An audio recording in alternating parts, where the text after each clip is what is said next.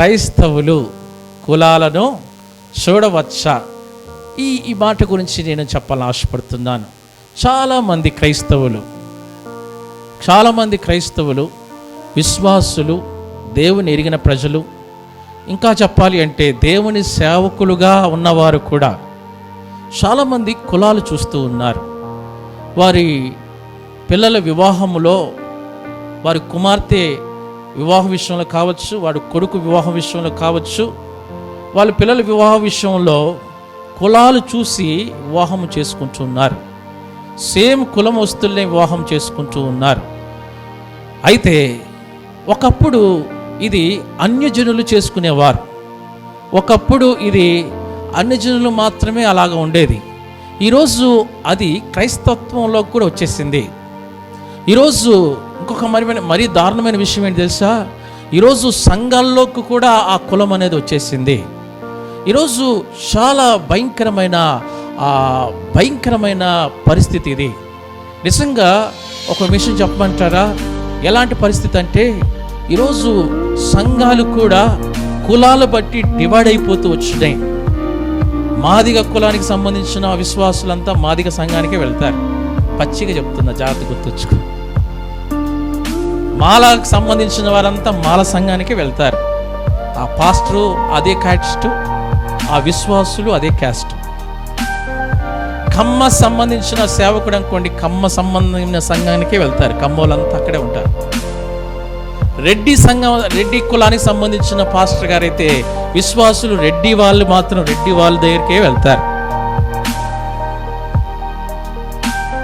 ఈరోజు క్రైస్తవంలోకి కూడా కులాలు వచ్చి అత్యున్నతమైన స్థానంలో కూర్చుంది.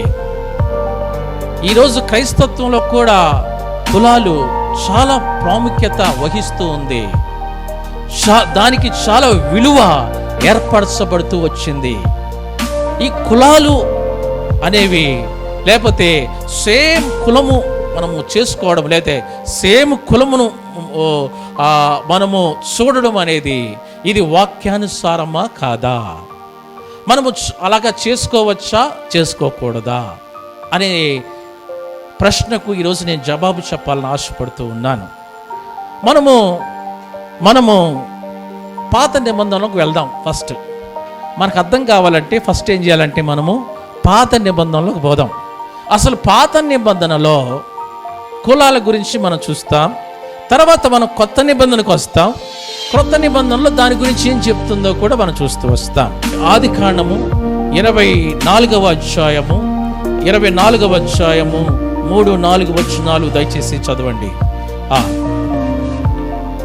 నేను ఎవరి మధ్య కాపురమున్నానో ఆ కానానీయుల కుమార్తెలలో ఒకదానిని నా కుమారునికి పెళ్లి చేయక నా స్వదేశమందు నా బంధువుల యొద్దకు వెళ్ళి ఈసాకును నా కుమారునికి భార్యను తెచ్చినట్లు ఆకాశం యొక్క దేవుడును భూమి యొక్క దేవుడునైన యెహోవా తోడని నీ చేత ప్రమాణము చేయించేదనను. చాలు. అబ్రహాము అని ఆయన ఉంటాడు. ఎవరు? ఆయన పేరు అబ్రహాము. అబ్రహాముకు కుమారుడు ఉంటాడు. ఆయన పేరు ఏంటి? ఇస్సాకు. జాతి వినాలి, యూత్ యవనస్తుడు. ఇస్సాకుకి వివాహము వయసు వస్తుంది. వివాహం వయసు వచ్చినప్పుడు వాళ్ళ నాన్న ఏం చేస్తాడంటే ఇస్సాకుకు వివాహం చేయాలనుకుంటాడు. అప్పుడు ఆయన దగ్గర ఒక దాసుడు ఉంటాడు. ఆయన పేరు ఏం పేరు అంటే ఎలియాజరు. ఏం పేరండి? ఎలియాజరు. ఎలియాజరుతో ఒక మాట చెప్తాడు. ఏమనంటే, ఎలియాజరు ఇటురా నాన్న అని చెప్పి, నా కుమారుడైన ఇస్సాకు పెళ్లి వయసు వచ్చింది. ఆ ఇస్సాకుకు పెళ్లి చేయాలని ఆశపడుతున్నాను. అయితే నువ్వేం చేయాలంటే నువ్వు నా స్వదేశానికి వెళ్ళి అక్కడున్న అమ్మాయిని తీసుకొని, అక్కడున్న అమ్మాయిని చూసి నా కుమారుడికి ఏం చేయాలి? పెళ్లి చేయాలి. నేను ఎక్కడైతే ఉన్నానో ఆ దేశస్తురాలు వద్దు. నేను ఎక్కడ నివసిస్తున్నానో ఆ ప్రాంతం అమ్మాయి వద్దు. నేను ఎక్కడ ఉంటున్నానో అక్కడున్న పరిస్థితులకు సంబంధించిన అమ్మాయి వద్దు. కానీ నేను ఎక్కడ ఇంతకు ముందు ఉన్నానో, లేకపోతే నా బంధువులు ఎక్కడైతే ఉన్నారో, లేకపోతే లేకపోతే నేను ఎక్కడ ఇంతకుముందు నా పితరులు ఉన్నారో, అక్కడ స్వదేశానికి వెళ్ళి అక్కడ ఒక అమ్మాయిని చూసి ఆ అమ్మాయిని ఇస్సాకుకు, నా కుమారుడికి పెళ్లి భార్యగా తీసుకొని రా అని చెప్పి ఈ యొక్క ఎవరిని పంపిస్తాడంటే ఈ యొక్క ఎలియాజర్ను పంపిస్తాడు. ఇప్పుడు జాగ్రత్తగా గమనించండి. పాత దినాల్లో, పాత నిబంధనలో మనం చూస్తే ఇది స్వదేశములో ఉన్న వారిని మాత్రమే చేసుకునేవారు. స్వదేశస్తులు అంటే వారి సొంత ప్రాంతానికి సంబంధించిన వారు, లేకపోతే వారి యొక్క బంధువులు, సొంత ప్రాంతానికి సంబంధించిన వారు మాత్రమే చేసుకున్నట్లుగా మనకు అర్థమవుతుంది. దీన్ని బట్టి ఈరోజు కూడా ఫర్ ఎగ్జాంపుల్ కొంతమంది నాకు ఫోన్ చేస్తారు చేసి, అన్నా ఏంటంట ఆంధ్ర వాళ్ళు మాత్రం వద్దన్నా, ఆంధ్ర వాళ్ళు మాత్రం వద్దు, తెలంగాణ వాళ్ళు మాత్రమే చూడు. ఎందుకు? అమ్మో ఆంధ్ర వాళ్ళు చాలా జ్ఞానం కలిగిన వాళ్ళు, తెలివైన వాళ్ళు, అమ్మ వాళ్ళు మనం మెయింటైన్ చేయలేమన్నో. ఒకవేళ ఆంధ్రాలో మనం ఉన్నాం అనుకో, ఆంధ్ర వాళ్ళు అన్నా తెలంగాణ అమ్మాయి మాత్రం వద్దన్నా, ఎందుకంటే అమ్మాయికి మర్యాదలు తెలియదు, రెస్పెక్ట్ తెలియదు, భర్తను గౌరవించడం తెలియదు, ఎట్లంటే అట్లా మాట్లాడతారు. తెలంగాణ అమ్మాయి మాత్రం వద్దన్నా. ఎవరిని చూడాలంట? ఏ ప్రాంతం వాడు ఆ ప్రాంతమే, ఆంధ్ర వాళ్ళని చూసుకుంటారు. చూడండి జాగ్రత్తగా గమనించి. నిజమా? నేను చెప్పే వాస్తవాలు కావా అబద్ధాలా? వాస్తవాలు నేను చెప్పేవి. అయితే ఆంధ్ర వాళ్ళే ఆంధ్ర అమ్మాయినే చూడాలంట. ఆంధ్ర అబ్బాయికి ఆంధ్ర అమ్మాయే, తెలంగాణ అబ్బాయికి తెలంగాణ అమ్మాయే, రాయలసీమ వాడికి రాయలసీమ వాళ్ళే కదండి. ఈరోజు ఏమైపోయిందంటే ఏ ప్రాంతానికి సంబంధించిన వాడు ఆ ప్రాంతానికి సంబంధించిన అమ్మాయిలనే చేసుకుంటున్నారు, అబ్బాయిలనే చేసుకుంటున్నారు. ఒకప్పుడు మనం చూస్తూ వస్తే అక్కడ పాత నిబంధనలో అలాగే ఉండేది. పాత నిబంధనలో స్వజనులను మాత్రమే, నా స్వదేశానికి మాత్రమే వెళ్ళి అక్కడ వారిని చేసుకో, అక్కడనే అమ్మాయి చూడు, ఇక్కడ ఉంటున్నాను కానీ ఇక్కడ అమ్మాయి వద్దు. కొంతమంది హైదరాబాద్లో పనిచేస్తారు, తెలంగాణలో పనిచేస్తారు, తెలంగాణలోనే సంపాదిస్తారు, తెలంగాణలోనే బిల్డింగ్లు కట్టుకుంటారు, పెళ్లి మాత్రం ఆంధ్ర అమ్మాయిని చేసుకుంటారు. అన్ని ఇక్కడే.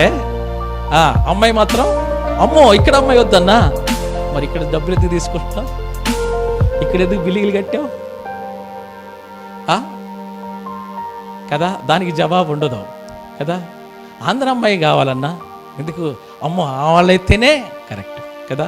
కొంతమంది అమెరికాకి వెళ్ళి ఉంటారు, అమెరికాకి వెళ్ళి అక్కడ సంపాదించి అక్కడ జాబులు చేస్తుంటారు, కానీ అమెరికా అమ్మాయిని చేసుకోడు. ఏం చేస్తాడు? మళ్ళీ ఇండియాకి వచ్చి చెప్పండి, ఇండియాకి వచ్చి ఏం చేస్తాడు? ఇండియాకి వచ్చి అది కూడా ఎక్కడ? ఒకవేళ ఆంధ్ర వాడైతే అక్కడ మళ్ళీ ఆంధ్ర అమ్మాయికి వేసుకొని అక్కడికి వెళ్తాడు.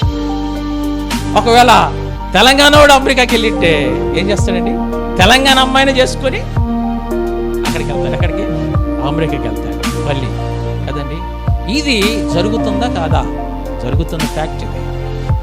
ఒకప్పుడు పాత నిబంధనలో అదే ఉంది.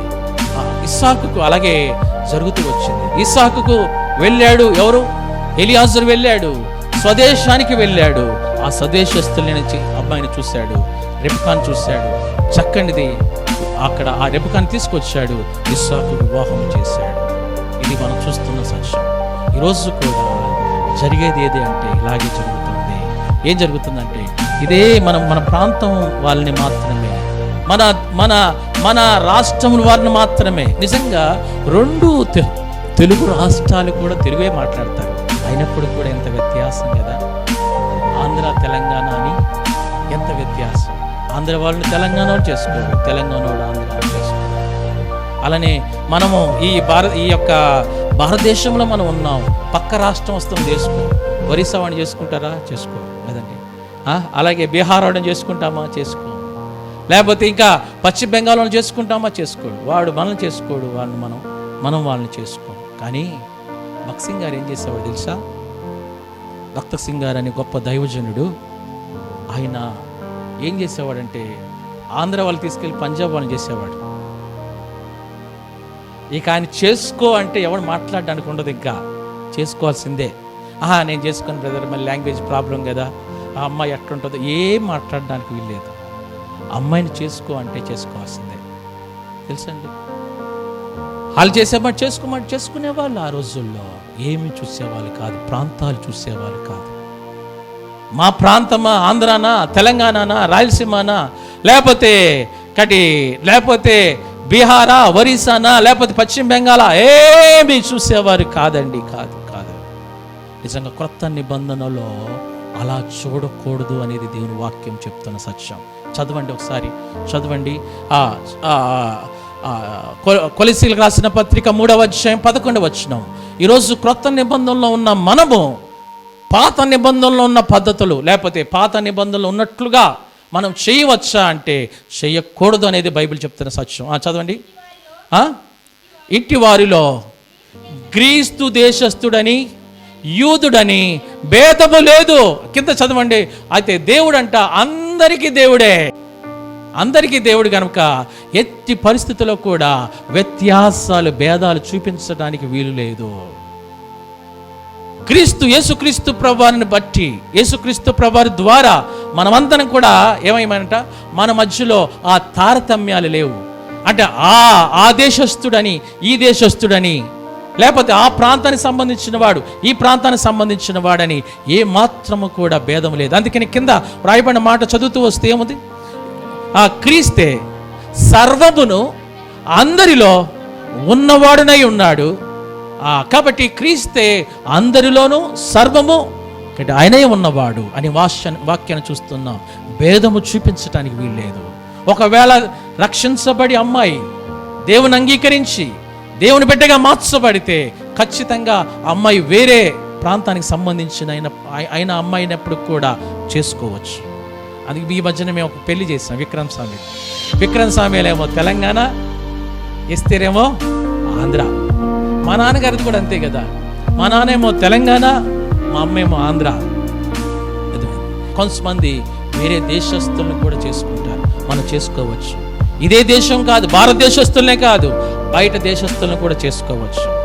మనము ఆంధ్రప్రదేశ్లో ఆంధ్ర వాళ్ళనే కాదు, తెలంగాణ వాళ్ళు చేసుకోవచ్చు, ఒరిస్సా వాళ్ళు చేసుకోవచ్చు, ఉత్తరాఖండ్ వాళ్ళు చేసుకోవచ్చు, ప్రతి రాష్ట్రం వాళ్ళు చేసుకోవచ్చు. యేసుక్రీస్తు ప్రభువారి ద్వారా మనమందరం ఒకటే, మనకి భేదాలు లేవు. అమ్మా, ఎప్పుడైనా మీ పిల్లలకి పెళ్లి చేసేటప్పుడు ఇది అడగండి, ఏమని ఆంధ్ర వాడే కావాలి, ఆంధ్ర అమ్మాయే కావాలి అని ఆంధ్ర వాళ్ళు అనద్దు, తెలంగాణ వాడే కావాలని తెలంగాణ అనకూడదు. ఒకటి మనం అడగాల్సింది, యేసుక్రీస్తు ప్రభువుని అంగీకరించారా లేదా, యేసుక్రీస్తు నమ్ముకున్నాడా లేదా. నమ్ముకుంటే చాలు, వారి ఏ దేశస్తుడైనా, అమెరికా దేశస్తుని కూడా చేసుకోవచ్చు. కాబట్టి ఇది అన్ని కూడా మనం పెట్టుకున్న సిద్ధాంతాలు ఇవన్నీ కూడా పూర్తిగా బయట తీసుకువచ్చేయాలి. దీని నుంచి బయటికి రావాలి, క్రైస్తవులు బయటికి రావాలి. దీని నుంచి ఈ భేదాలు పెట్టుకోకూడదు. ఇది మొట్టమొదటిగా చూస్తున్న మాట. నెంబర్ 2, రెండవదిగా చూస్తూ వస్తే ఆది కాండము 28వ అధ్యాయం 1 నుంచి 2 వచనాలు చదవండి. ఎవరన్నా చదవండి. ఇస్సాకు యాకోబును పిలిచి, నీవు కానాను కుమార్తెలలో ఎవతిని వివాహము చేసుకొనకూడదు. నీవు లేచి ఆ పద్దనామలో ఉన్న నీ తల్లికి తండ్రి బెతూయేలు ఇంటికి వెళ్ళి అక్కడ నీ తల్లి సహోదరుడగు లాబాను కుమార్తెలలో ఒకదానిని వివాహము చేసుకొనమని అతనికి ఆజ్ఞాపించను. చాలు. ఇక్కడ రెండవదిగా మనం చూస్తూ వస్తే నెంబర్ 1, ఒకటి స్వదేశస్తులు మాత్రమే వివాహం చేసుకోవాలా అంటే కాదు, ఎవరినైనా చేసుకోవచ్చు అనేది మనం చూసాం. నెంబర్ 2, రెండోది, కొంతమంది ఏం చేస్తారంటే కొంతమంది బంధువులు మాత్రమే చేసుకుంటారు. వీళ్ళు ఎవరంటే రెండో కేటగిరీ ఎవరమ్మా? బంధువులు. అంటే మేనమామలు చేసుకోవడం కదా, బంధువులు చేసుకోవడము. బంధువులు ఇక్కడ మనం చూస్తే పాత నిబంధనలో యాకోబు ఎవరిని చేసుకున్నాడు? మామ కూతురు కదా. అంటే బంధువు అంటే రక్త సంబంధి. ఒక విధంగా చెప్పాలంటే రక్త సంబంధులను మాత్రమే చేసుకోవాలా అంటే కొత్త నిబంధనకు వచ్చే లోపల రక్త సంబంధాలను మాత్రమే కాదు అనేది బైబిల్ చెప్పే సత్యం. అర్థమైందమ్మా? అక్కడ రక్త సంబంధం చేసుకున్నారు. కొంతమంది వాళ్ళనే చేసుకుంటారు. ఎవరిని? బంధువు అయితే మాత్రమే చేసుకుంటారు. కొంతమంది ఎలా ఉంటారంటే, జాగ్రత్తగా గమనించండి, ఎలా ఉంటారంటే బంధువు అయితే చాలు రక్షించబడకుండా కూడా చేసుకునేవారు ఉన్నారు. ఇది చాలా తప్పండి, గుర్తుంచుకోండి. ఇది ఎప్పుడు కూడా అలా చేయడానికి వీల్లేదు. ఒక తమ్ముడు నా దగ్గరికి వచ్చేలా అన్నాడు, ఏమంటే వాళ్ళ బంధువుల పిల్ల ఉంది, కానీ ఆ బంధువుల పిల్లను మాత్రం అన్నాడు, ఈ బంధువుల పిల్లను మేము ఇస్తాము అంటే ఆ తమ్ముడు ఏమన్నాడు తెలుసా? ఈ అమ్మాయికి రక్షణ లేదు కనుక నేను చేసుకోను అన్నాడు. ఏం లేదు? రక్షణ లేదు. ఒకవేళ నీ బంధువుల పిల్లనే ఉండొచ్చు, నీకు చేసుకోవడం తప్పు కాదు, కానీ అమ్మాయి రక్షణ లేకపోతే ఎట్టి పరిస్థితుల్లో కూడా చేసుకోవడానికి వీల్లేదు. ఎప్పుడు కూడా మనము ఇట్లా నా బంధువుల పిల్లనే చేసుకుంటాను, అవి రక్షణ ఉన్నా లేకపోయినా వారినే చేసుకుంటాను, లేకపోతే వారినే వివాహం చేసుకుంటాను, లేకపోతే వారికే నా పిల్లల్ని ఇస్తాను, వారి దగ్గర నుంచి నేను తెచ్చుకుంటాను అని ఎప్పుడు కూడా మనం ఏం చేయకూడదంటే అనకూడదు. కొత్త నిబంధనకు వచ్చిన తర్వాత మనం ఏంటంటే, ఇక్కడ చూస్తే కొత్త నిబంధనకు వచ్చిన తర్వాత యేసుక్రీస్తు ప్రభువారిని బట్టి మనం అందరం కూడా రక్త సంబంధులమే. చెప్పండి అమ్మా, ఎవరిని బట్టి? యేసుక్రీస్తు వారిని బట్టి మనం అందరం కూడా రక్త సంబంధులమే.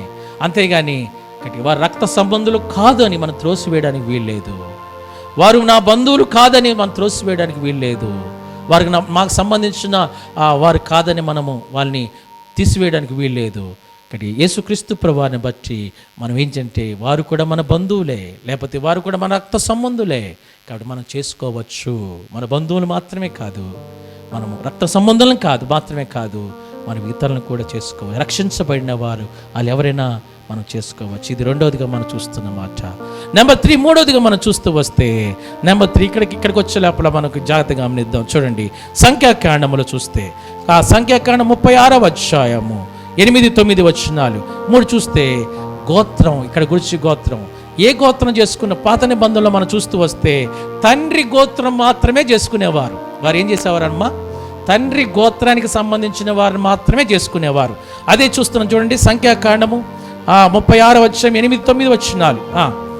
మరియు ఇశ్రాయేలీయులు వారి వారి పితరుల స్వాస్థ్యము కలుగునట్లు ఇశ్రాయేలు గోత్రములలో స్వాస్థ్యము గల ప్రతి కుమార్తెయు తన తండ్రి గోత్రములోనే పెళ్లి చేసుకొనవలెను. అబ్బా, ఇది కొంతమంది ఏం చేస్తారు తెలుసా? జాగ్రత్తగా గమనించండి. ఇది చూపించి గోత్రము అనగా ఏం చేస్తారంటే, వీళ్ళు గోత్రం అనగానే కులానికి అంటగట్టేస్తారు. కొంతమంది క్రైస్తవులు ఇలాగ ఉన్నారండి. కొంతమంది కులము అంటగట్టేసి ఏం చేస్తారు తెలుసా?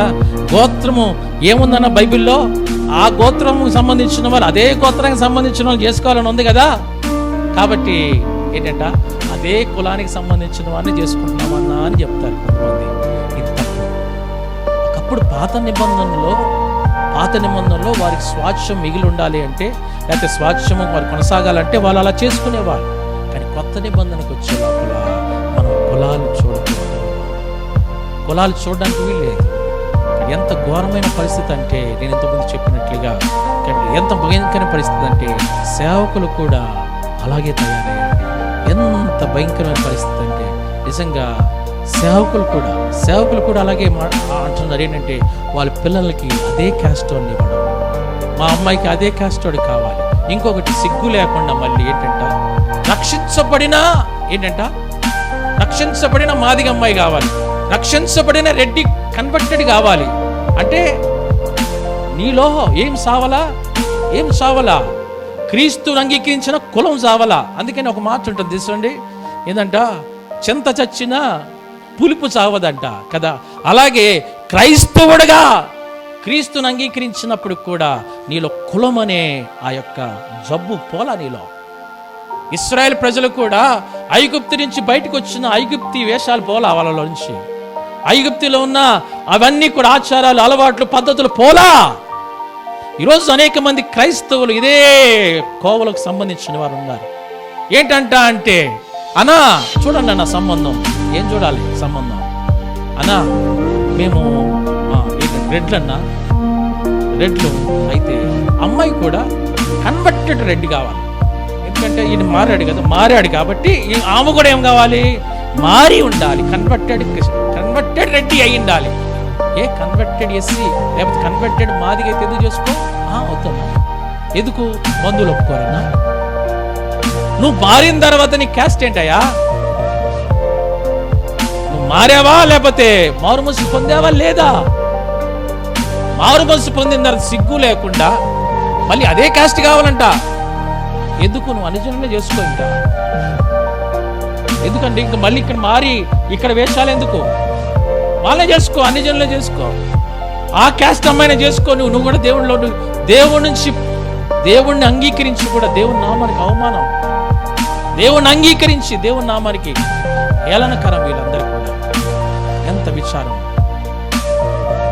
మాలో రక్షించబడితే అన్నా మాల అమ్మాయే, కన్వర్ట్ అయిన మాలమ్మాయి కావాలి.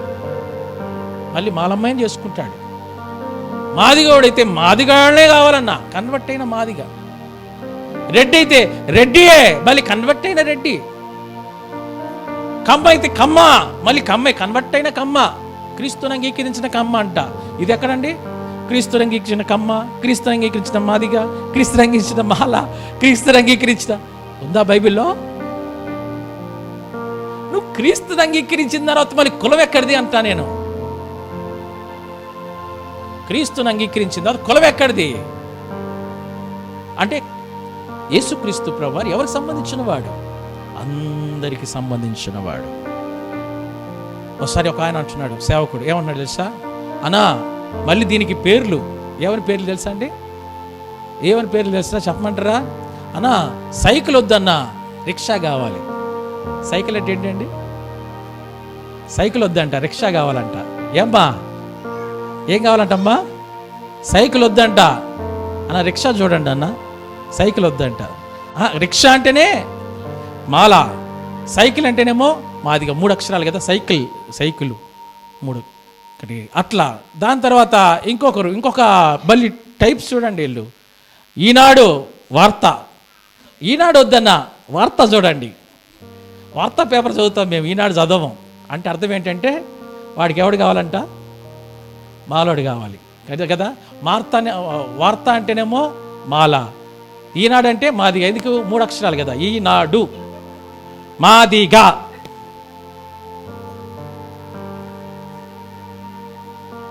ఎంత సిగ్గుచేటండి, ఎంత ఘోరం కదా. తర్వాత ఇంకొక ఆయన అంటున్నాడు ఈ మధ్యన మళ్ళీ ఇంకొక లేటెస్ట్ ఏంటంటే, అనా ఇశ్రాయేల్ గోత్రం చూడు, యూదా గోత్రం వద్దంట. యూదా అంటే 2 అక్షరాలు, ఇశ్రాయేలు. భయంకరమైన దినాల్లో మనం ఉన్నాం. సిగ్గుపోతుంది ఎన్ని వింటండి. ఈరోజు విశ్వాసులు ఇట్లా తయారైపోయాడు. విశ్వాసులు, పరిశుద్ధులు మనమందరం ఒకటే కదమ్మా. మనం కోస్తే బ్లడ్ అందరికి ఒకటే వస్తుంది కదా. మన శరీరం ఒకటే.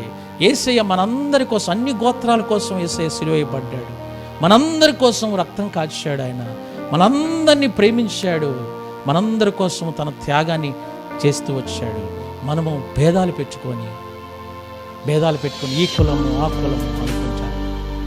ఈ అలాగా భేదాలు పెట్టుకొని ఉండడం ఏమన్నా వాక్యానుసారమైందా అంటే ఇది వాక్యానుసారమైంది కాదు. అందుకని యూదుడని గ్రీకు దేశస్థుడని భేదము లేదు. అర్థమైందండి. అందుకనే ఈ కులము అని ఆ కులమని భేదం లేదు. అది అన్ని జనులు ఉంటారు. అన్ని జనులు చూడండి, మాలోళ్ళందరూ కూడా ఒకటే దగ్గర ఉంటారు. మాదిగ వాళ్ళందరూ కూడా మళ్ళీ వాళ్ళకి ఊరు బయట ఉన్నా కలిసి ఉండరు. ఇది వీళ్ళ పరిస్థితి. ఊళ్ళు బయట ఉన్నా కలిసి ఉండరు. మళ్ళీ వాళ్ళిద్దరికి డివైడ్. ఏంటి? వీళ్ళకి సపరేటు, వాళ్ళకి సపరేట్ ఇల్లులు. వీళ్ళ ఇల్లులన్నీ అట్టే కట్టుకుంటారు, ఇటు రారు. ఆ ఇల్లులన్నీ అట్టే కట్టుకుంటాడు, అటు రారు. ఈరోజు క్రైస్తత్వంలో కూడా అది వచ్చేసిందంటే ఎంత భయంకరం. క్రీస్తుని అంగీకరించిన తర్వాత కూడా మానవత్వంలో మానవులుగా జీవిస్తున్న మనలో కులాలేంటి అంటా నేను. కులాలేంటి మనకి? అది అన్ని జనులు చూసేవి, అన్ని జనులు అలా ప్రవర్తించేవి. అది మనం చూడవచ్చా? ఏ భేదము లేదు కదా. మనందరం కూడా క్రీస్తు రక్తంతో కడగబడిన మన అందరి జీవితాల్లో యేసుక్రీస్తు ప్రభువుని అంగీకరించాడా లేదా అనేది చూడాలి తప్ప ఆ అబ్బాయి ఏ కులం అనేది. ఇంకో విషయం చెప్పమంటే, నా జీవితంలో నేను మ్యారేజ్ చేసుకునే టైంకి అసలు నా కులం ఏంటో నాకు తెలియదు. ఒకసారి ఏమైందంటే, నేను కాలేజీకి వెళ్తే ఏమైందంటే అక్కడ ఏమని రాస్తారంటే అక్కడ మనకి స్కాలర్షిప్ రావాలంటే కులము అనేది ఉంటుంది, కాలము. ఆ కులము దగ్గరికి వచ్చిన తర్వాత నాకు ఏ కులమో నాకు తెలియదు. అప్పటికి నేను అయితే మా నాన్న దగ్గరికి వెళ్ళి అడిగా, నానా మనం ఏం కులం అని అడిగా. ఎందుకు అన్నాడు, ఎందుకంటే అక్కడ కులము రాయాలంట, మనకు కులము లేదు అన్నాడు. మనకు కులము లేదు అన్నాడు. అంటే మరి అక్కడ కులము రాయాలంట అంటే లేదు మనకు కులం అన్నాడు. చెప్పకపోతే ఏమన్నాడంటే అక్కడ, నాన్న మరి ఖచ్చితంగా రాయాలి అనుకుంటే ఓసి పెట్టే అన్నాడు. ఏమన్నాడు, ఖచ్చితంగా రాయాలి అనుకుంటే ఓసి పెట్టే. ఓసి పెడితే నువ్వు ఏ కులం అనేది అడగరు, ఇంకా జనరల్లోకి వెళ్ళిపోతావు కదా, నీకు రిజర్వేషన్స్ ఉండవు, జనరల్కి వెళ్ళిపోతావు, అది ఏ కులమైనా కావచ్చు. ఓసి పెట్టేశాడు, ఓసి మీద చదివించాడు. పిల్లల మేమందరం అంతే. ఇంకో విషయం చెప్పమంటారా, నా మ్యారేజ్ అయ్యేంత వరకు నాకు ఏ కులమో నాకు తెలియదు, నా భార్య ఏ కులమో ఈ రోజు వరకు తెలియదు నాకు.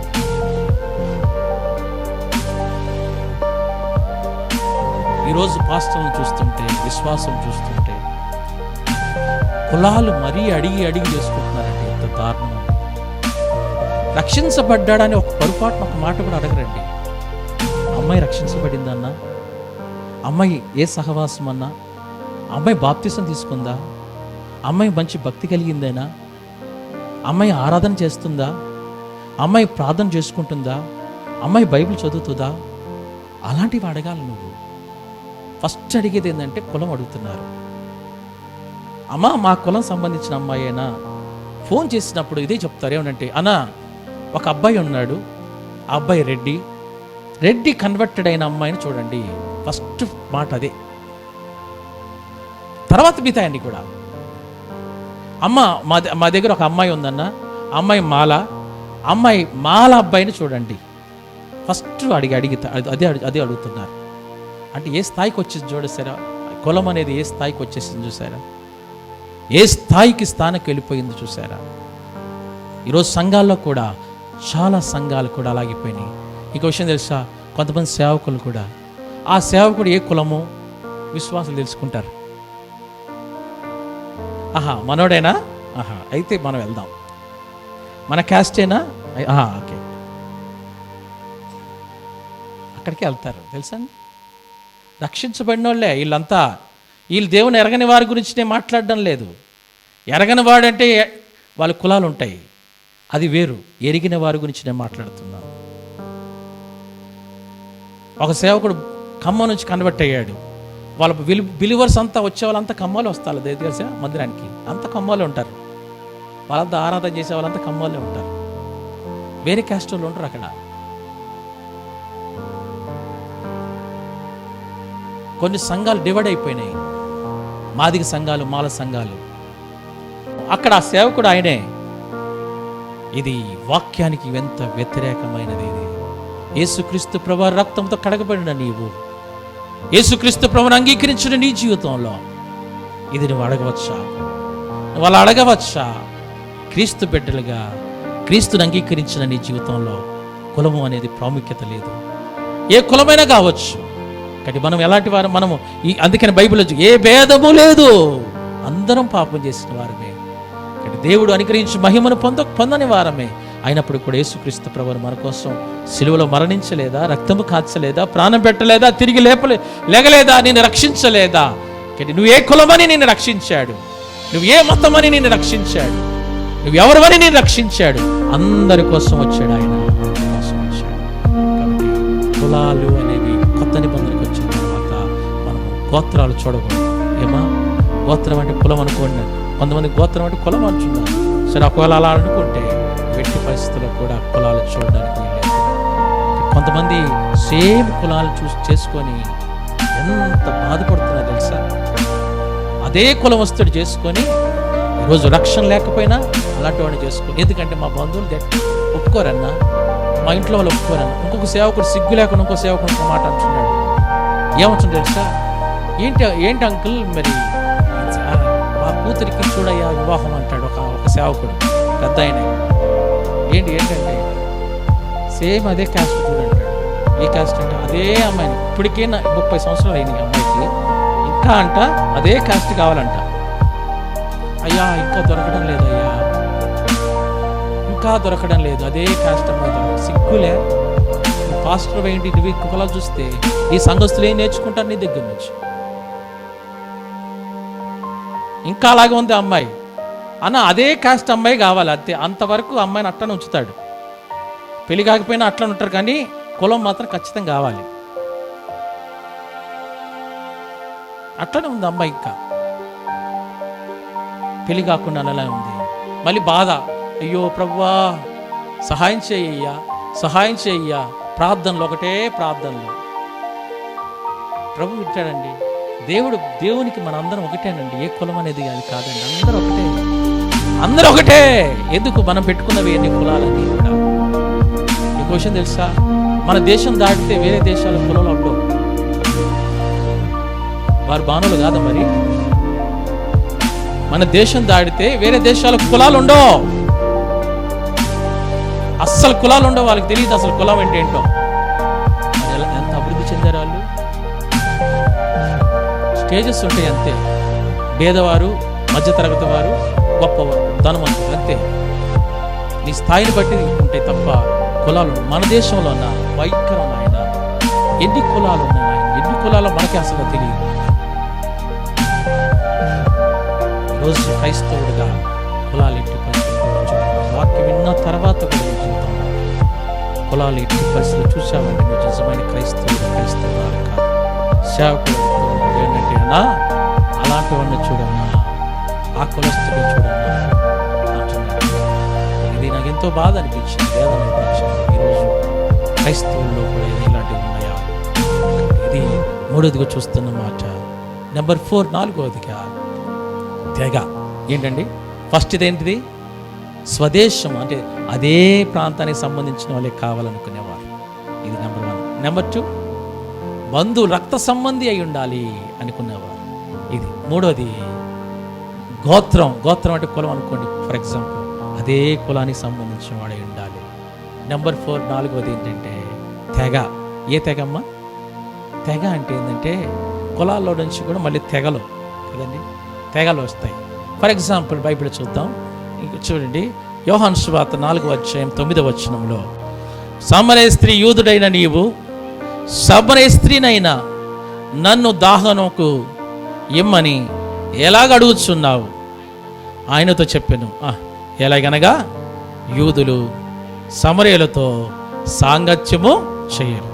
ఇప్పుడు చెప్పండి, సమరయులు ఎవరండి? సమరయులు ఎవరు? యూదులు ఎవరు? యేసుక్రీస్తు ప్రభువారేమో యూదుడు. జాగ్రత్త గమనించండి. యేసుక్రీస్తు వారు ఎవరండి? యూదుడు. సమరయ ప్రాంతంలో ఒక స్త్రీ ఉంది. ఆమె బావి దగ్గరికి వచ్చి నీళ్లు తోడుకోవడానికి వచ్చింది. యేసుక్రీస్తు ప్రభువారు యూదుడు, ఆమెమో సమరయురాలు. ఆయన వచ్చాడు. ఈ యూదుడైన యేసుక్రీస్తు ప్రభువారు ఆమెను అడుగుతున్నాడు, ఏమనంటే, అమ్మా కొంచెం నాకు దాహం వేస్తుంది, నీళ్ళు ఇస్తావా అని అన్నాడు. అక్కడున్న ఆచారం ఏంటంటే, జాగ్రత్త గమనించండి, యూదుడు ఎవడు కూడా సమరయులతో సాంగత్యం చేయడు. యూదుడు ఎవడైనా కానీ సమరయులతో మాట్లాడరు. యూదుడు ఎవడైనా కానీ సమరయుల ప్రాంతం గుండా కూడా వెళ్ళరు. అంటే సమరయులు ఉన్న స్థలం ఉందనుకోండి, వాళ్ళకు ఒక రోడ్డు ఉందనుకోండి, ఆ రోడ్డు నుంచి కూడా నడవడు. ఈ సమరయులు ఎవరు తెలుసా? చెప్పమంటారు ఎవరో? వీళ్ళు యూదులు ఉన్నారు కదా, ఈ యూదులను చేసుకోకుండా అన్ని జనులు చేసుకున్న వారి ద్వారా వచ్చిన సంతానం. ఫర్ ఎగ్జాంపుల్, నేను రెడ్డి అనుకోండి, నేను నా భార్యని రెడ్డి కాకుండా ఎస్సీని చేసుకున్నాను అనుకోండి, నాకు పుట్టే పిల్లలు ఉంటారు కదా, వీళ్ళందరూ ఏంటి ఏమవుతారు? సమరయులు అవుతారు. సమరయులు అనమాట. అట్లా అది అనమాట. అంటే ఏమంటారు దాన్ని? క్రాస్ బీడ్ అనాలి దీన్ని, ఒక విధంగా చెప్పాలంటే క్రాస్ బీడ్. వీళ్ళు క్రాస్ బీడ్ కాబట్టి వీళ్ళు ఏం చేస్తారంటే యూదులు, ఎందుకంటే వీళ్ళు అన్ని జనులు చేసుకున్న ద్వారా పుట్టిన సంతానం వీళ్ళు సరైన వాళ్ళు కాదు. కాబట్టి వీళ్ళు చేసుకోవడం తర్వాత సంగతి. కనీసం మొట్టమొదటి మాట్లాడి వారి త్రోవలో కూడా నాటుకోవాలి. అలాంటి చోటికి ఎవరు వెళ్ళాడు చెప్పు ప్రసాదు? యేసుక్రీస్తు. యేసుక్రీస్తు వారు ఎవరు? యూదుడు. అప్పుడు ఆమె అడుగుతున్నా, అందుకనే ఏమని, యా నేనేమో సమరయురాలిని, నువ్వేమో యూదుడువు, యూదుడైన నీవు సమరయురాలైన నన్ను ఏమని అడుగుతున్నావు? దాహాన్ని నీళ్ళు అడుగుతున్నావు ఏంటి? అర్థం ఏంటంటే మాట్లాడరు వాళ్ళతో అసలు. అంటే అంత నిమిషమైన తెగ అన్నమాట. అంత కడద్రోయబడిన తెగ అది. యేసయ్య యేసు మాట్లాడి స్వస్థాన్ని జీవజలాన్ని ఇస్తానని చెప్పి రక్షిస్తాను. కాబట్టి నిజంగా యేసుక్రీస్తు వారే స్వయాన యూదుడైండి కూడా ఏం చేశాడంటే సమరయుల దగ్గరికి ఆమెతో మాట్లాడుతూ వచ్చాడు కదా. ఈరోజు కొంతమంది అదే కొంతమంది తెగలు మా తెగ సంబంధించిన వాడే కావాలన్నా, సమరయుడైతే సమరయుడికి సంబంధించినదే కావాలి. యూదుడు కూడా అంతే, కొంతమందికి అదే కావాలి. సమరయుడు తెగ అదే తెగ సంబంధించిన వాడు కావాలి. అదండి తెగలు చూడొచ్చా మనం? ఏమ్మా తెగలు చూడొచ్చా? చూడడానికి వీలు కదా. తెగ సంబంధించిన వాటిని మాత్రమే చేసుకుంటా అనొచ్చా? ఏ తెగలైనా చేసుకోవచ్చు, ఏ తెగలో ఉన్న వారినైనా చేసుకోవచ్చు కదా. ఒకటి దీంట్లో తారతమ్యం లేదు. కొంతమంది తెగను చూసేవారు ఉంటారు, అదే తెగకు సంబంధించిన వారే కావాలన్నా నాకు మాకు వేరే వాడు. క్రీస్తుని అంగీకరిస్తే, మరొకసారి చెప్తున్నాను, క్రీస్తు రక్తంతో కడగబడితే, యేసుక్రీస్తు ప్రభువుని అంగీకరిస్తే ఏ తెగైనా ఎవరైనా చేసుకోవచ్చు. ఇది ఎన్నోదంటే 4 నెంబర్ 5 ఐదోదిగా ఆది కాండం 34 అధ్యాయం 14 వచ్చిన నుండి 16 వచ్చిన వస్తే అక్కడ ఏముంటుందంటే, అక్కడ యాకోబు కుమార్తె ఉంటుంది. ఆ పేరేం పేరంటే, ఏం పేరు? దీనాని ఏం చేస్తారంటే, ఒక అన్యజనుడు చెప్పాలంటే ఆ వ్యక్తి ఆయన పేరేం పేరంటే, ఆయన పేరేం పేరు షేకేమ అనుకుంటా. ఈ వ్యక్తి ఏం చేస్తాడంటే ప్రేమించి ఏమంటాడంటే నేను పెళ్లి చేసుకుంటాను అంటాడు. పెళ్లి చేసుకుంటాను అన్నప్పుడు వారు ఏం చేస్తారంటే, వాళ్ళ అన్నలు చెప్పే మాట ఏంటంటే, అయ్యా నువ్వు మా చెల్లిని పెళ్లి చేసుకోవాలంటే ఖచ్చితంగా సున్నతి పొందుకోవాలి. నువ్వు సున్నతి పొందుకుంటే తప్ప మా చెల్లిని నువ్వు పెళ్లి చేసుకోవడానికి వీల్లేదు. మిమ్మల్ని మేము మీతో కలిసి కాపురం చేయడానికి వీల్లేదు. మీ పిల్లలను మాకివ్వలేము, మా పిల్లలను మీకు ఇవ్వడానికి వీలు కాదు అని చెప్తూ వస్తారు. సున్నతి అనేది అక్కడ ఆచారంగా ఉంటూ వచ్చింది. కాబట్టి సున్నతి చేసుకుంటేనే తప్ప ఏం కాకూడదంట, ఎట్టి పరిస్థితుల్లో కూడా వారిని వివాహం చేసుకోవడానికి వీల్లేదు.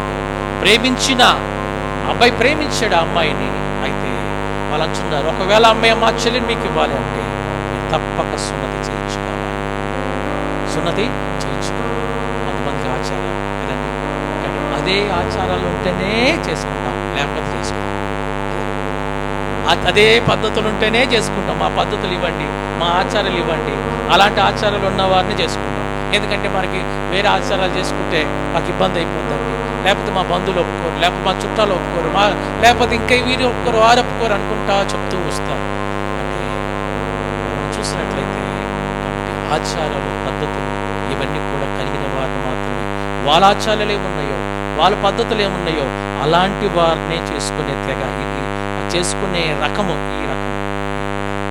అలాంటి వారిని చేసుకోవాలా అంటే అలాంటి వారిని మాత్రమే చేసుకోవాలా? సున్నతి పొందిన వారిని మాత్రమే చేసుకోవాలా, లేకపోతే చేసుకోకూడదా అంటే బైబిల్ చెప్పే సత్యం చూడండి, చదవండి. ఆ కొలస్సీలకు రాసిన పత్రిక 3వ అధ్యాయం 11వ వచనం, ఇక పూర్తిగా చదివేసేయండి ఆ మాటను. కొలస్సీలకు రాసిన పత్రిక 3వ అధ్యాయం 11వ వచనం చదవండి. ఇట్టి వారిలో క్రీస్తు దేశస్థుడని యూదుడని భేదము లేదు, సున్నతి పొందుటయని సున్నతి పొందకపోవుట అని భేదము లేదు. అంటే సున్నతి పొందినా సున్నతి పొందకపోయినా, దాని తర్వాత భేదము లేదు. పరదేశి అని అందుకు చెప్పాం కదా, పరదేశి గాని స్వదేశస్థుడు గాని, సిదియనుడు అనే మాట కింద ఒక మాటను చదవండి. సిదియనుడు అంటే ఎవరు?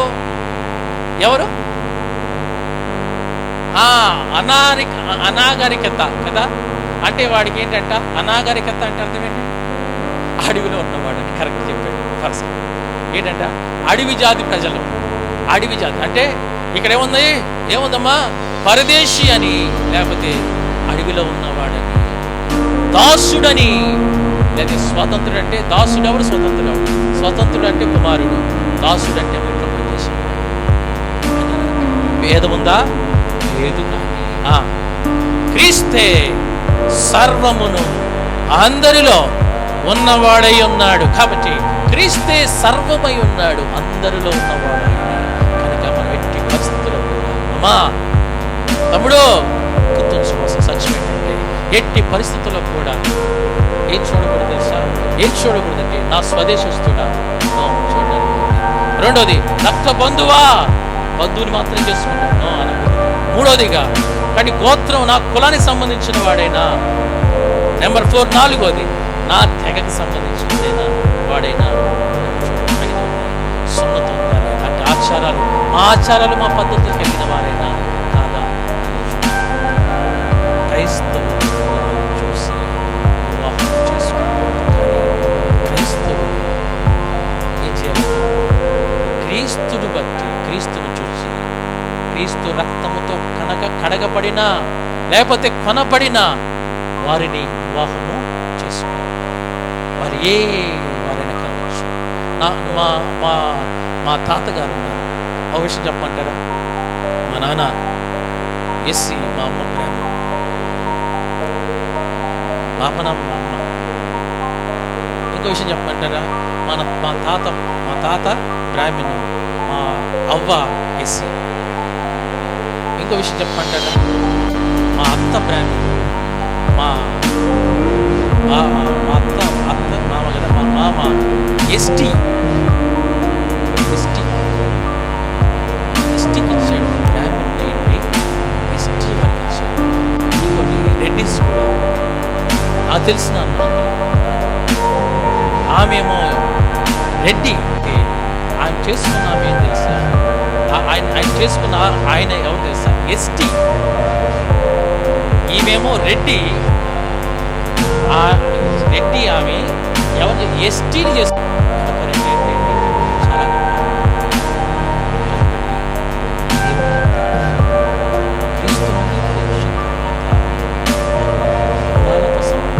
రెడ్డినే అలా ఉంటే, రెడ్డినే కమ్ముడే కాపుడు, దాని తర్వాత బ్రాహ్మణులు, ముస్లిమ్స్, ముస్లిమా, హిందూనా, క్రిస్టియన్, క్రీస్తుని అంగీకరించిందా, యేసుక్రీస్తు వారి రక్తంలో కడగబడిందా లేదా అనేది మాత్రం చూడాలి తప్ప ఇక వేరేది ఏది కూడా నువ్వు చూడడానికి అమ్మా. ఈరోజు నుంచి అన్నా క్షమించు. కులాలను చూసి నీ జీవితంలో ఇప్పటికీ అదే కులస్తులను చేసుకోవాలి, లేకపోతే అదే తెగకు సంబంధించిన వారిని, లేకపోతే అదే రక్త సంబంధం చేసుకోవాలని, లేకపోతే అదే ఆచారాలు పద్ధతులు కలిగిన వారిని చేసుకోవాలని, రక్షణ లేని వారిని చేసుకొని ఎన్నో కుటుంబాలు రోడ్డు పాలైపోయి ఆత్మీయత లేక, సరైన అమ్మాయికి ఏమో చక్కటి భక్తిగా ఉన్న అమ్మాయి కులాన్ని బట్టి రక్షణ లేని వారిని చేసుకొని ఎన్నో కుటుంబాలు ఆత్మీయత సాగిపోయి, రక్షణ పొందిన అబ్బాయి రక్షణ లేని అబ్బాయిని కులాన్ని బట్టి చేసుకొని ఎన్నో అవస్థలు పడుతున్నారు. వారు ఆత్మీయంగా వారి జీవితం దిగజారిపోయిన సందర్భాలు ఉన్నాయి. వారు ఆత్మీయంగా ఆర్థికంగా ఎన్నో అవస్థలు పడిన వారు ఉన్నారు. నాకు తెలిసిన వాళ్ళు ఎంతోమంది ఉన్నారు. అదే కులస్తుని చేసుకోండి, లేదన్నా మా బంధువులు ఒప్పుకోరు, లేదా నా తల్లిదండ్రులు ఒప్పుకోరు, మా తండ్రికి రక్షణ లేదు కనుక అదే కులస్తుడైతే ఒప్పుకుంటాడంట, లేకపోతే పెళ్లికి రాడంట. పెళ్లికి వచ్చినా రాకపోయినా, బంధువులని వెలివేసినా త్రోసివేసినా, లేకపోతే ఏమైనా కాని కావచ్చు కాక రక్షించబడ్డాడా లేదా, ఇది చాలా ప్రాముఖ్యమైనది.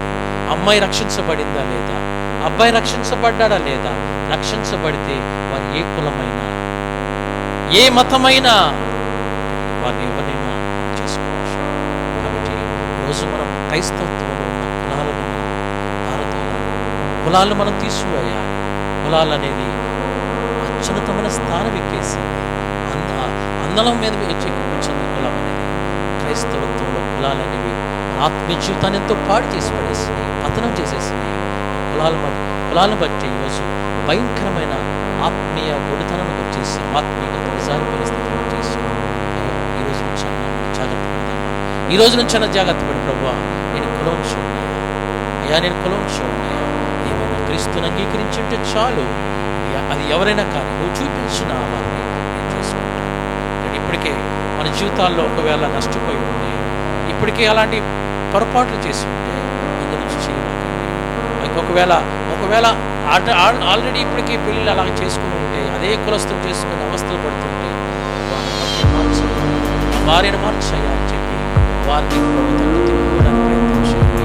ఒకవేళ ఇంకా వివాహం చేసుకోవాల్సిన వారు వివాహం చూడండి, క్రీస్తు రక్తంతో కడగబడ్డాడా లేదా, యేసుని అంగీకరించాడా, బాప్తిసం తీసుకున్నాడా, ఆరాధన చేస్తాడా, ప్రభు వల్ల పాలు పొందుతాడా లేదా అనేది మాత్రం చూడండి. అలా చేసుకున్నప్పుడు మీ జీవితం ఎంతో ఆశీర్వాదం, మీ జీవితం ఎంతో ధన్యకరమైన జీవితం. యేసయ్య ఏ కులం చూసి, యేసయ్య ఏ కులమస్తుల కోసం లోకానికి రాలేదు, ఆయన అందరి కోసం లోకానికి వచ్చాడు, అందరి కోసం శిలువలో మరణించాడు, అందరికీ కూడా మోక్షాన్ని ఇస్తాడు.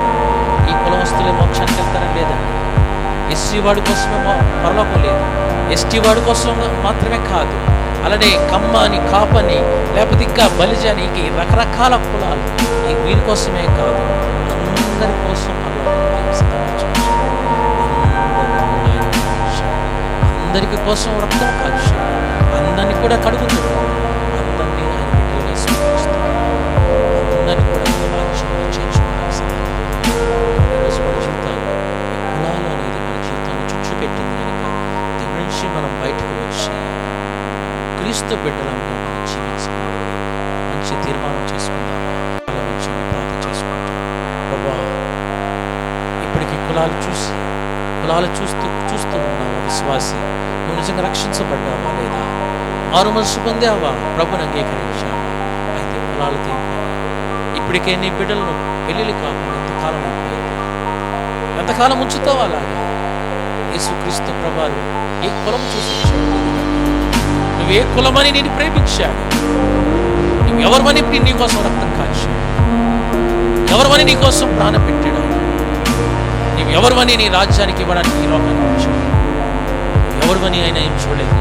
నువ్వు ఏ కులం అనేది చూడలే, నిన్ను ఏ క్యాస్ట్ అనేది ఆయన చూడలేదు, ఎవరనేది ఆయనకు అవసరం లేదు. ఆయన మనిషివా కాదా, మానవుడివా కాదా, అదే ప్రభు చూసింది. నీకోసం, మన కోసం, నీ కోసం వచ్చాడు, నీ కోసం చనిపోయాడు, నీ కోసం తిరిగి వచ్చాడు.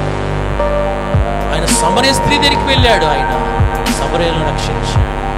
అన్య జనాంగం దగ్గరికి వెళ్ళాడు, అన్యులను రక్షించాడు. యూదా ప్రజల దగ్గరికి వెళ్ళాడు, యూదులను రక్షించాడు. అన్ని ప్రాంతాలు తిరిగాడు, అందరిని ప్రేమించాడు, అందరి కోసం ప్రార్థించాడు. లోకంలో ప్రియమైన సహోదరుడు, మా అయ్యా రోజు క్రైస్తవుడు అయితే క్రీస్తుని అంగీకరించిన వాడు కులాలు చూడు. రోజు నీ పిల్లలకు కులాలు చూసి పెళ్లి చేయాలని ఆశపడవా? క్రీస్తుని అంగీకరించాడా లేదా, దేవుని బిడ్డగా మార్చబడ్డాడా లేదా అనేది మాత్రమే చూడు. అందుకని బైబిల్ మనం చూస్తూ వస్తే ఎఫెసీలు రాసిన పత్రికలో ఉంటుంది ఒక మాట, నేను ముగిస్తున్నాను. ఇక్కడ ఏముంటుందంటే, ఇక్కడ ఇశ్రాయేలుతో దేవుడు మన సహపౌరులుగా చేసి, ఇశ్రాయేల్ అని కాదు, ఇశ్రాయేలుతో సహపౌరులు చేశాడు. మునుపు మనం ఎలా ఉన్నామంటే శరీర సంబంధంగా అన్ని జనులము, మనమందరం కూడా. ఒక విషయం చెప్పమంటారా, మనమందరం అన్ని జనులమే. ఏ కులమైనా మనమందరం అన్ని జనులమే. ఎందుకంటే యేసుక్రీస్తు ప్రభువారు ఆయన యూదుడు, మనమందరం కూడా ఆయన దృష్టిలో అన్ని జనులము. ఏ కులమైన అన్ని జనులమే. మనం అన్ని జనులైన మనల్ని ప్రేమించాడు యేసుక్రీస్తు. అన్ని జనులను మనం ప్రేమించి మనల్ని ఇశ్రాయేలు ప్రజలతో సహపౌరులుగా చేశాడే. నిన్ను ఇశ్రాయేలుతో సహపౌరుడుగా చేశాడు. ఇశ్రాయేలుతో ఆధిక్యతలు, వాళ్ళకిచ్చే ఆధిక్యతలు నీకు ఇచ్చాడు.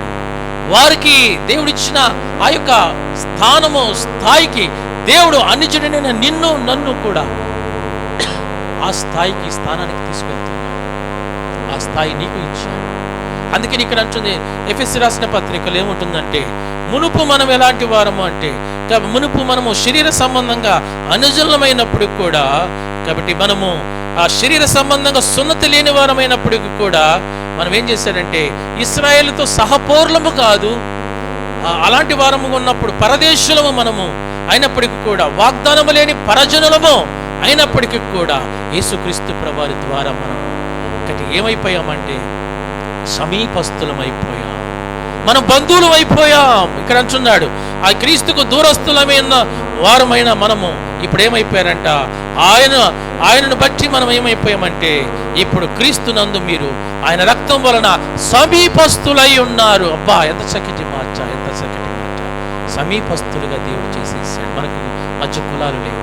నువ్వు యూదుడని, ఇశ్రాయేలుడని, సున్నతి ఉందని, సున్నతి లేదని ఏమి కూడా లేదు, ఏమీ కూడా లేదు. అన్ని కూడా తీసివేశాడు, అన్ని తీసివేశాడు. అందుకనే 19వ వచనంలో ఒక మాట, కాబట్టి మీరిక మీదట ఏదంట పరజనులు కాదు, మనము పరదేశానికి సంబంధించిన వారు కాదు. రెండోది అలానే పరజనులము కాదు, పరదేశులము కాదు, పరిశుద్ధులతో ఏక పట్టణస్థులము దేవుని ఇంటి వారమై ఉన్న పరిశుద్ధులతో ఏకమై